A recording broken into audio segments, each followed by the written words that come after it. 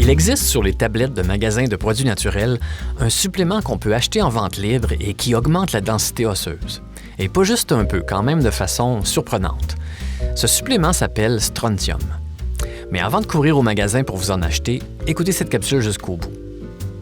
Le strontium, c'est un minéral qu'on retrouve sur la planète, dans le sol et dans l'eau. Selon notre alimentation et la provenance des aliments, on pense qu'on absorbe autour de 4 ou 5 mg de strontium par jour en moyenne. Le strontium ressemble au calcium dans sa structure, est absorbé comme du calcium et se retrouve dans les os. Donc, au moment où vous regardez cette capsule, vous avez probablement du strontium dans vos os. Mais juste un peu. Dans les suppléments en magasin, on parle de 360 mg par capsule, donc environ 70 fois ce qu'on consomme à travers l'alimentation. Comme je disais tantôt, ça ressemble beaucoup au calcium, mais il y a des différences, dont une importante, le poids atomique du strontium. Le strontium est plus lourd, plus dense que le calcium. Donc si vous en prenez d'aussi grandes quantités et que ça va dans les os, quand vous allez passer votre ostéodensitométrie, rappelez-vous le principe. La machine détermine votre densité osseuse à la capacité que vos os ont à absorber son rayon. Donc, si vous avez beaucoup de strontium dans vos os, le rayon est mieux absorbé et ça va donner un résultat de densité osseuse augmentée. En fait, le strontium absorbe tellement bien les rayons qu'on en mettait autrefois dans les tubes écrans de télévision pour protéger le téléspectateur des rayons de la télé. Donc, l'augmentation de densité osseuse due au strontium est majoritairement artificielle. Je dis majoritairement parce qu'il y a possiblement un certain pourcentage de cette amélioration qui soit réelle.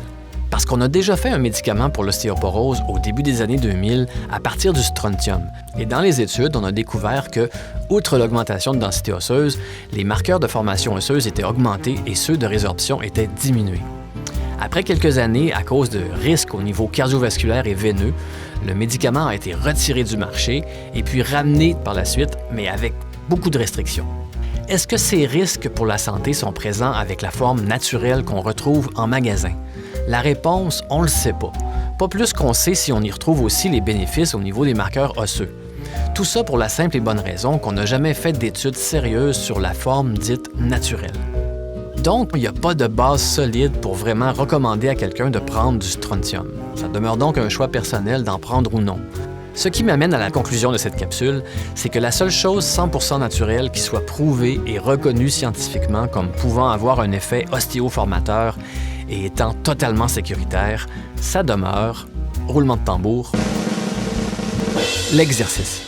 Évidemment, pour tirer le maximum de profit de l'exercice, il faut à la base avoir tous les bons nutriments, minéraux, oligo-éléments, vitamines, protéines, etc. Mais ça, ce sera le sujet de vidéos à venir. Vous pouvez liker ma page Facebook, vous abonner à ma chaîne YouTube, commenter mes vidéos ou me poser des questions.